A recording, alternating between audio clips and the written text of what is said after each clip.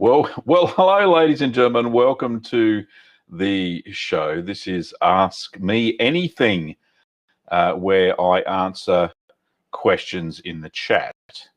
Going on there? Right, it's all working. Fantastic. Lovely to see lots of you. I'm Gavin Webber. I'm the Sustainable Living Bloke, for want of a better title. But that's me, and I will be able to answer, well, lots of stuff. Even some cheese questions, I suppose. But remember, there's an Ask the Cheese Man chat over on my normal cheese channel. I got a question straight off the bat, but before I do, thanks, big shout out to the 5 people watching. Got to start somewhere when it starts, or when you start live streaming a new show. Yeah, it's always a great fun. Okay. I need a cup. I need a sip. Okay, excellent. Most definitely. Okay, what is going on? A big shout out to Kim, who's on YouTube. Big shout out to Lindsay. G'day, Lindsay. Lovely to see you. And Ambrose. Yes, we're doing well. Thank you very much, Ambrose. And Ambrose is in Wales. Okay, question, we got first one from Lindsay, and yes, it is Ask Me Anything, so I'll answer the cheese question. Hi, Gavin, I've run out of mesophilic 1, 2, and 3. Okay, didn't know there were mesophilic types 1, 2, and 3. What can I use for cheddar that gives close texture and no diacetyl flavour, please? I use MO30 by Sacco is a good one. The 2 strains of bacteria you're looking for are Lactococcus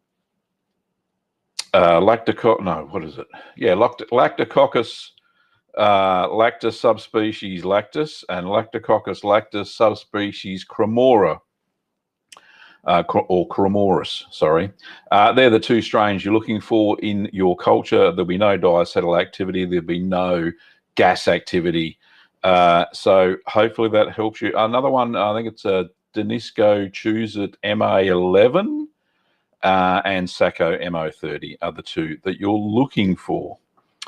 So what sustainable things we've been doing this week? Well, basically getting ready for Easter planting. I have my garlic ready to go in my veggie patch. I bought the bulbs. There's a good start anyway. I've got to clean out the zucchinis, and we had an abundance of zucchinis in our zucchini patch. So yes, this is a good lead up to the question, Kim. So what are we up to this weekend then? Well, yes, we are doing some gardening. So like I said, veggie patch, I've got to clear out 1, 2, possibly 3 beds. I've also got to move Mrs. Potts, who's our chicken, and she'll move house. And Kim, if you're there moderating, I'm not sure what you're doing there, love, but that's lovely to see you. Big wave. Can you find the Mrs. Potts moving house video on the vlog channel and just pop that into the link? That would be absolutely lovely. Anyway, and everybody will know who Mrs. Potts is. She's my one and only chicken, but she's got lots of pigeon friends, so it's no big deal. Anyway, so I'm going to be planting the garlic. It's probably okay. I won't do that until Sunday because it's going to be fairly hot in the 30s. Bit of a heat wave in April, which is a bit weird. But yeah, so I'm going to pop the garlic in. I'll also pop in some kale. I've got some spring onions, which do well all year round. I'll pop some of that in. The kale is kind of ornamental kale. We like kale as probably not as a green. I wouldn't eat it insofar as, you know, steaming it and putting it into a meal, because it's rather, it's not stringy. It's a coarse green. So what we tend to do is put it on an oven tray, preheat the oven to about 180 degrees Celsius, spray it with a bit of kitchen spray, canola or whatever, and cook it for about 5 minutes, and you get yourself some lovely kale chips, and they are absolutely lovely. A little bit of seasoned salt over the top, and do yourself a favor, make yourself some kale chips. They are very, very nice. Anyway, so I'm planting out some kale. I've also got some lettuce that doesn't bolt to seed. I've got to do some trays of lettuce, so that should be good fun. Also, I'm going to plant out sweet peas. So I got some sweet peas for Kim. She loves the flowers. I know you can't eat them, but sweet peas. And I've got some Japanese snow peas, which are a bigger pod than normal. So I'm going to plant some of those out because snow peas do well in our winter here. It's a very mild sort of winter. We probably get 1 or 2 frosts, which is no big deal. And then what else? I've got a few other seeds. Some rainbow spin. What is it called? Rainbow chard. So I'll be planting out some rainbow chard as well. Hopefully that'll grow okay. Should do. And that'll be for Mrs. Potts and for quiches and stuff for us, which is most exciting. Ambrose has got a comment around gardening. She says, "Oh, exciting! I sowed my multicoloured beetroot a couple of weeks ago. Out of curiosity, you do no dig in your garden?" Well, yeah. I do turn the soil over a little bit. I used to do no dig, but it's all compacted down and turned into a lovely brown medium soil for planting. So there's no issues as far as dig. I do turn it over a little bit. Just rake the top, just get rid of the weeds, but that's about it. If I need to add any compost to the soil, I can do that. I've got a big bin full of compost, so I'm going to put some compost in as well. And that'll be it. But because I'm using the chicken house as to prep the beds, so Mrs. Potts does all her business in one of the garden beds for about 6 months of the year. I will dig that bed in because the manure is fairly hot still, as in it's got a lot of ammonia in it, and I may kill some of the roots. So if I dig that in, give it a really good water, I can plant leafy greens, no problems at all in there. Don't have too many issues. But the other beds have still got some fairly good fertility in them because she was probably only in there 6 to 12 months before that, digging around, getting rid of any weed seeds, and killing off any bad bugs or anything in the soil. So she's my little chicken tractor. She does all the fertilization for me, which is great. And yeah, she does all the digging, make sure that the soil doesn't compact. And when we move the chook house, the bed that's left behind is absolutely full of nutrients and full of worms as well, which is absolutely perfect. You need, great garden beds have many, many earthworms. So never had too many problems with those. I love the chicken. I was just checking it out. Anyway, yes. And Kim says that we also have some landscaping to finish off parts of the garden beds we haven't finished, and putting some mulch down on the citrus and the herb beds. Indeed. I use coconut coir, a fairly coarse sort of coconut coir, to put down on some of the garden beds, the ones that that have perennials in them, so we don't need to turn them over or anything like that. So you would have seen in a previous video on the channel that I planted out some 2 lemons and 2 limes behind the studio that I'm in. So which way is that? That way somewhere.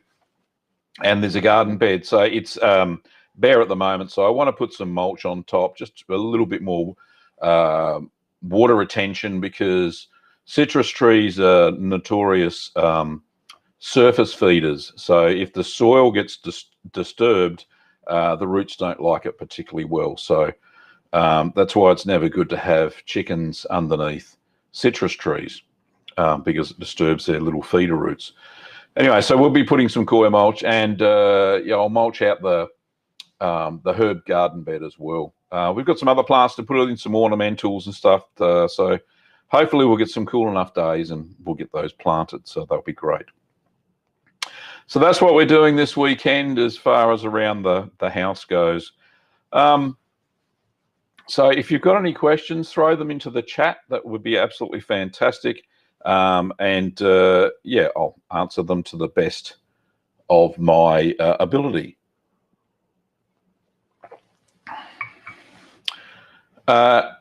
Jane Smith, thank you, Jane.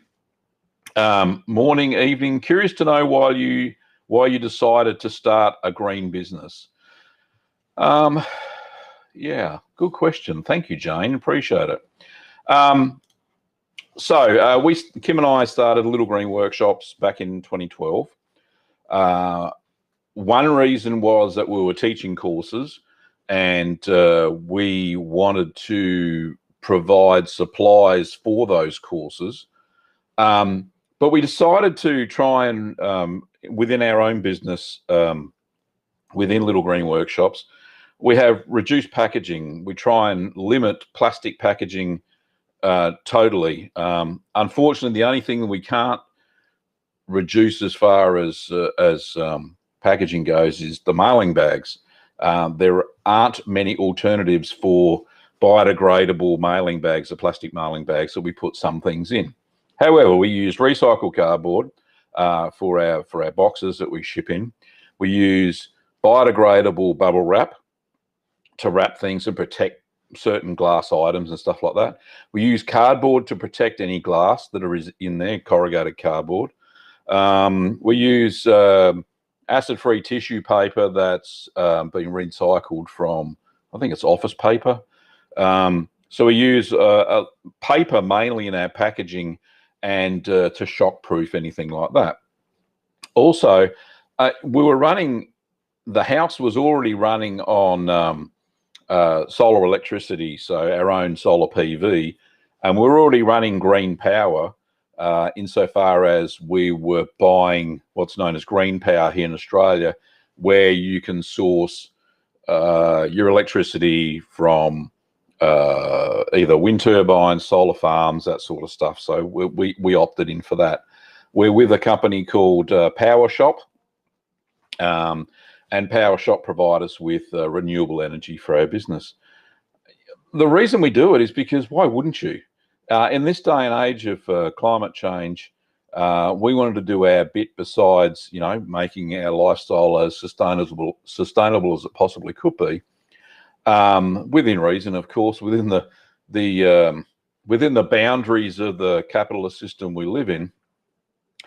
So we try and do our bit as best we can. We even buy carbon credits for our website hosting. So there's many ways that we maintain a green business, and I look, it was probably a natural progression from the greening of Gavin days, where I, had that green epiphany back in 2006, I think it was.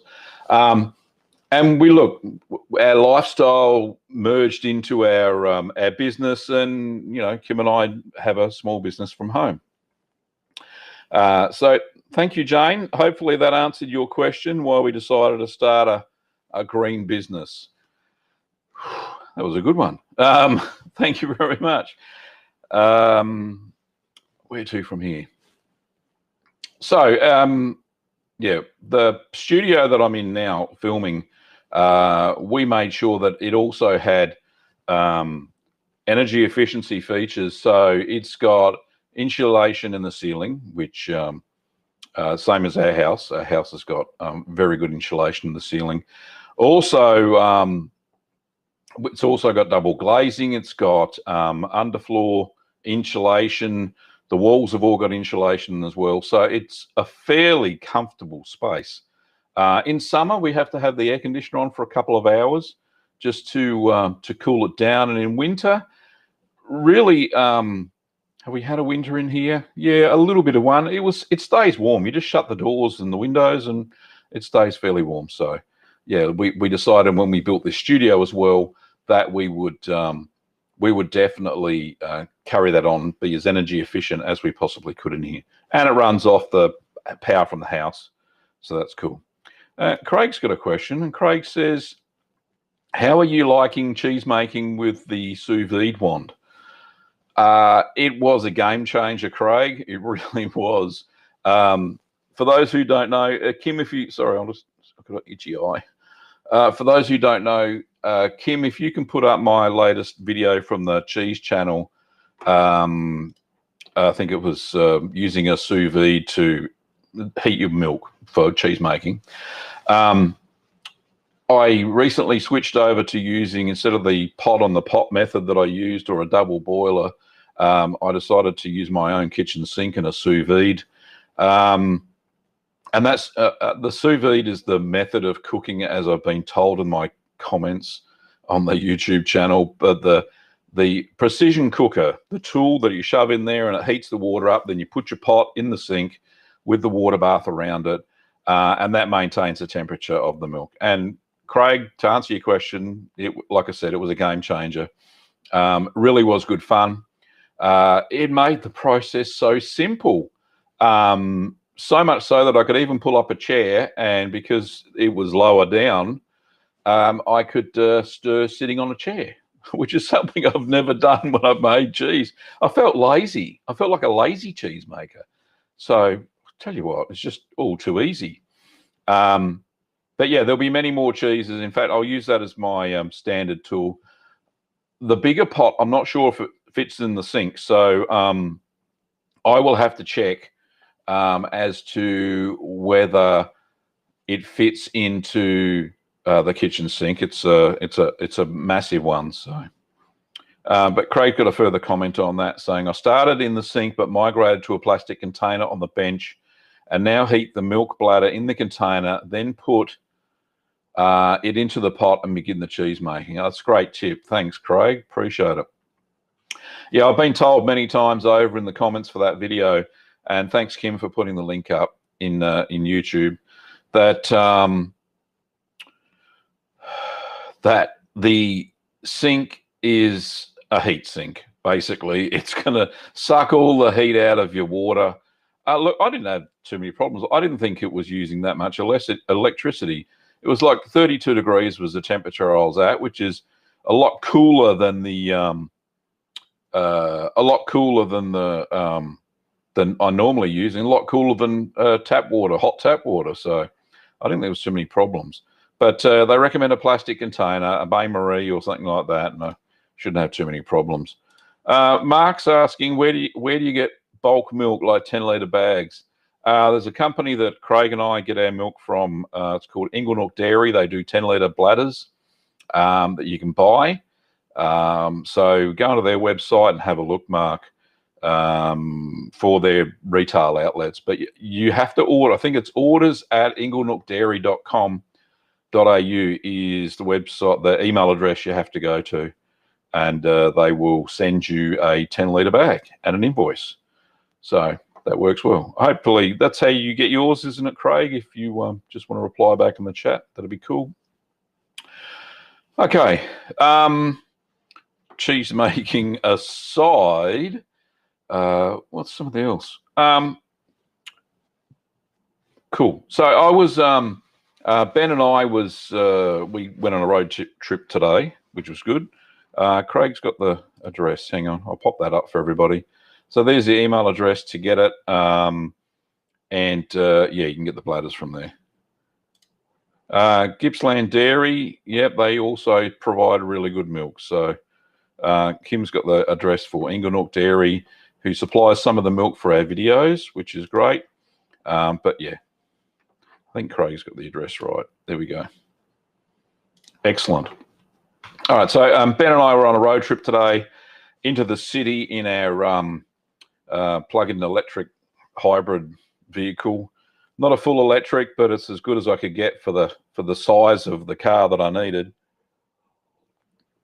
Anyway, we stopped for one rapid charge on the way back, and the great news was I looked at how much petrol we actually used, or petrol, gas for those in America, if they're up this time of the morning.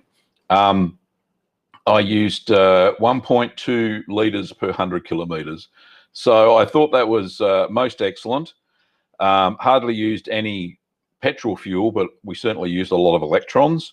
I got all the way to Melbourne City on the charge that I had here overnight. But yeah, it was in Dandenong South, so it's like 85 kilometres away from us, and we could never get there on a full charge. So on the way back, I decided to charge again, rapid charge to 80%, and that certainly helped us with fuel. So if anybody's interested, the car that we've got is the Mitsubishi Outlander PHEV. PHEV stands for plug-in hybrid electric vehicle. So not a full electric, but it's good for us because the size of the car. We had to load up. We had 6 bags of bicarb, 25 kilo bags, heaps of Epsom salts, heaps of citric acid, some sodium cocoa sulfate needles, whatever, and some other liquids as well that we sell as well.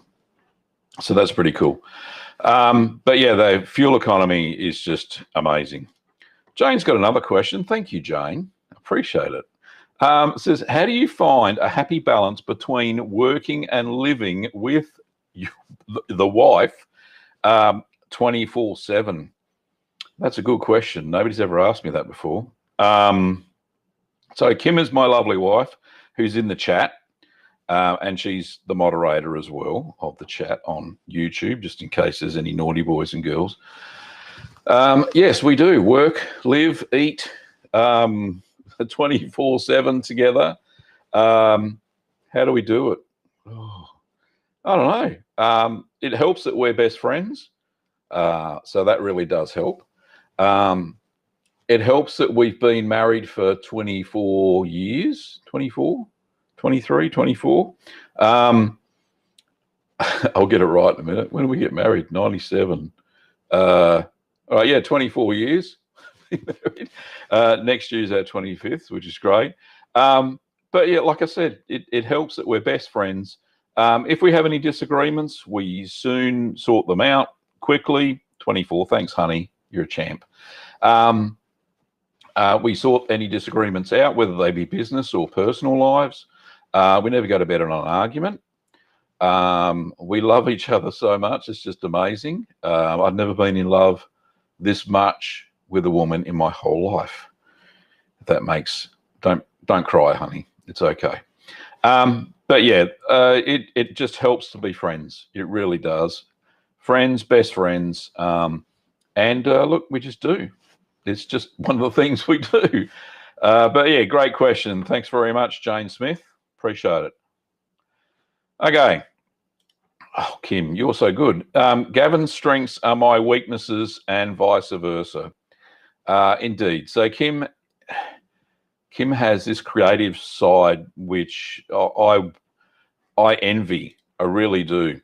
And yet I have a technical and logical side that she doesn't. I don't want to dig any holes here for myself, but yeah, that's kind of what we do. We bounce off each other. I'm the yin to her yang, if that makes sense. So that's cool. Let me think. So we're 23 minutes into the stream. Are there any other questions that people would like to ask me? I'll have a drink while you have a think.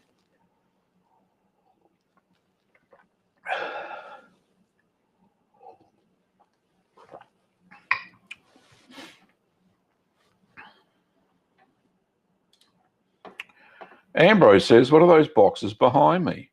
So these ones here.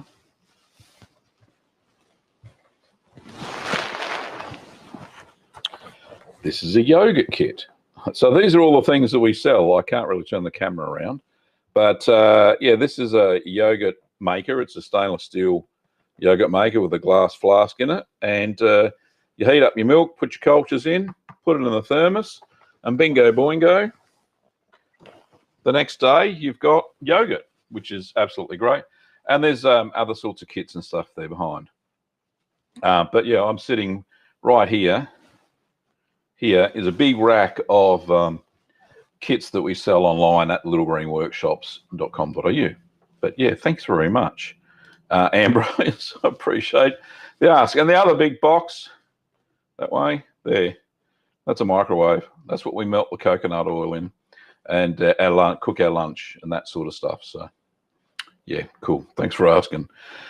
Okay, let me think. What else?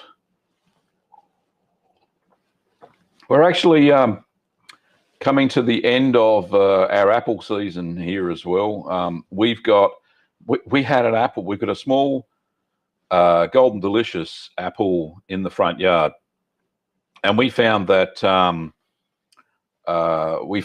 it had 2 apples on it last week. It had one apple, so Kim went and picked it. We ate it. It was delicious, being Golden Delicious, but yeah, it was a beautiful apple. We've still got a few more apples left on the Jonathan, and they've really sweetened up. Some are starting to get spots, so they'll have to be peeled and put into pies and stuff like that. But yeah, absolutely fantastic. We've still got some grapes on the grapevine. However, they're starting to go a little bit, they split with the last rain, some of them, most of them haven't, so that's great. All righty, Craig says, we're pretty much on the same path. Do you make any of your own charcuterie? I think that's how you say it. Craig, I have made salami before. I've made, what was it? Caprese salami. It's one that has fennel seeds in it. Oh, absolutely delicious. I went on a salami making course in North Melbourne, just north of Victoria Markets. And I can't remember what was the lady's name? Can't remember. It was the sausage lady anyway. So they taught us how to make salami, and obviously they sold us some stuff from their shop, of course. So I've got a sausage stuffer, I've got a mincer, that sort of stuff. And yeah, calabrese, that's it. That's how you say it. Thanks, Mark. So I made some of that, and I also made a really hot chorizo as well, or chorizo, and that was very nice indeed. But I did it 1 year. I did find that it was a lot of work, but I tell you what, the flavors were so much better than the sausages that you buy in the supermarket, obviously. But I'll tell you what, they were really nice. So they were cured sausages, so I didn't cook them or anything. Hung them in my laundry, which was very humid at the time. And they got a bit of white mold on the outside, probably from the cheese cave that I've got. And yeah, it worked very well. But yeah, thanks for asking, Craig. But yeah, I don't go out of my way every year to make my own salami, but yeah, I have made it in the past, and it was fantastic. Mark says, how's the pizza oven going? How often do you fire it? Preferred wood. So the pizza oven didn't even get a mention last season because we had the studio built. And the flue was out of action because they had to move the studio through that area. So I had to pull the flue out so they could get the prefab bits of wall in. So this year we'll definitely, as it's becoming winter now, we'll flash it up pretty soon and get the pizza oven. We probably do it 2-3 times a year. We have a pizza party. And it's just nice, but it does take a long time to heat up. So because it's got it's probably, 6 inches thick of clay all the way around. You've probably seen the video on how I made it. But yeah, a lot of clay, a lot of thermal mass, and it takes a lot of time to heat that thermal mass up. It takes, on average, about 3 hours. So 3 hours of cooking to firing initially. So I start about 3 in the afternoon and have a couple of wines while I'm doing it. It's very nice, relaxing Saturday or Sunday afternoon, that's for sure. You know, try to minimize as much smoke as possible. So I start off the fire with just normal kindling, not pine, pine kindling bits. And then I move on to rag gum is what I normally use. It's a really dense hardwood. Burns for a long time, burns very slowly, and you get a lot of heat trapped in the the clay. So I use red gum, and it's readily available everywhere. Like all service stations have a bag of red gum, and you can certainly use that. So that's what I use. And oh, excuse me.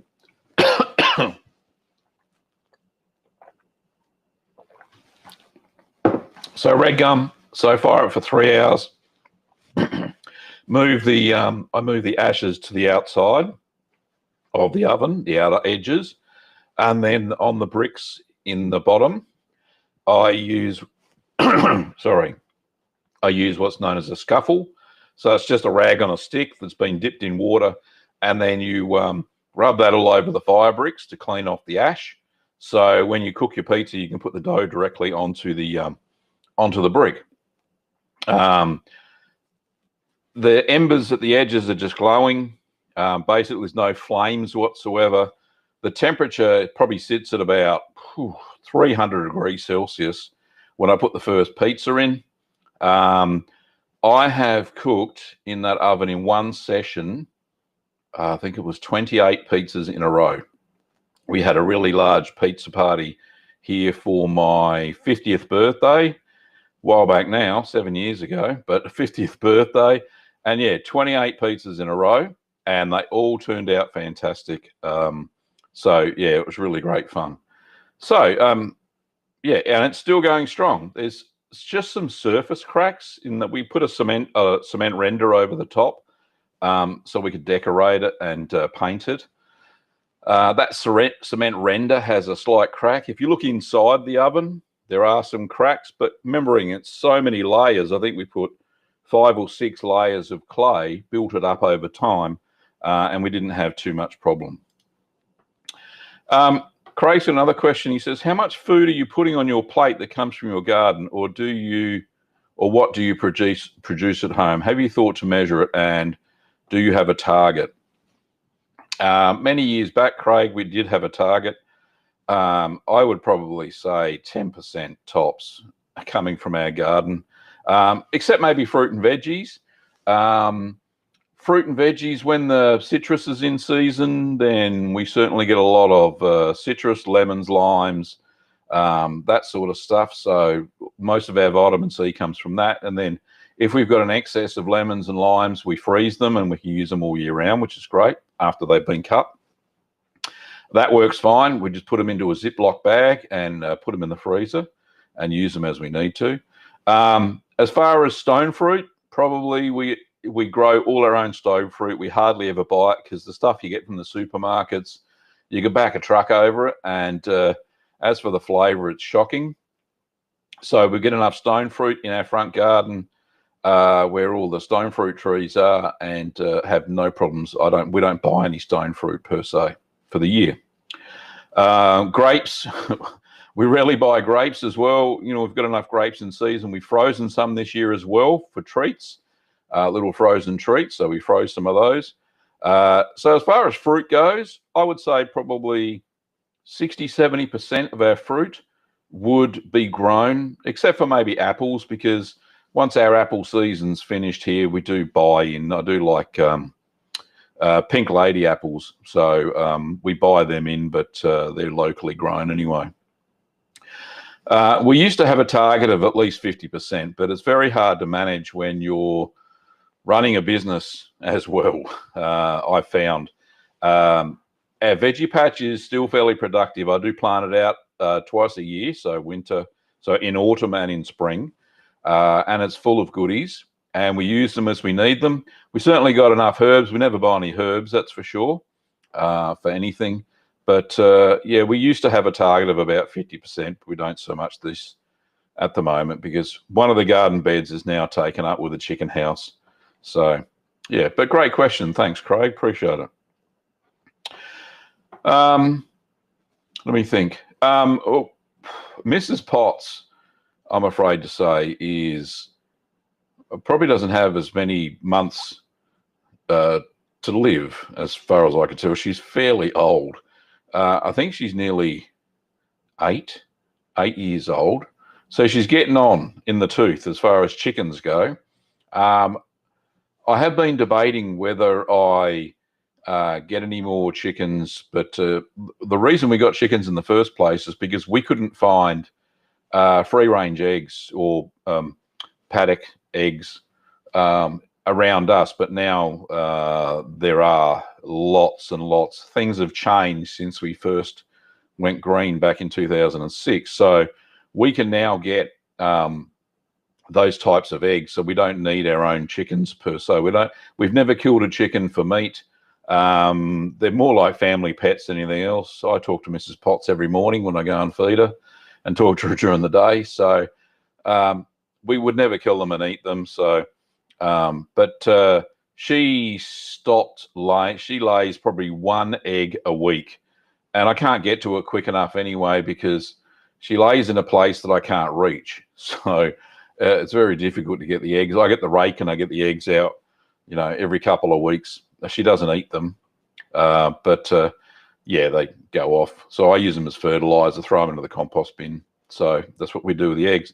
But like I said, 1 a week is not going to sustain a family of 3 plus 2 doggos who love scrambled eggs as well. So yeah, we're getting proper free range eggs now.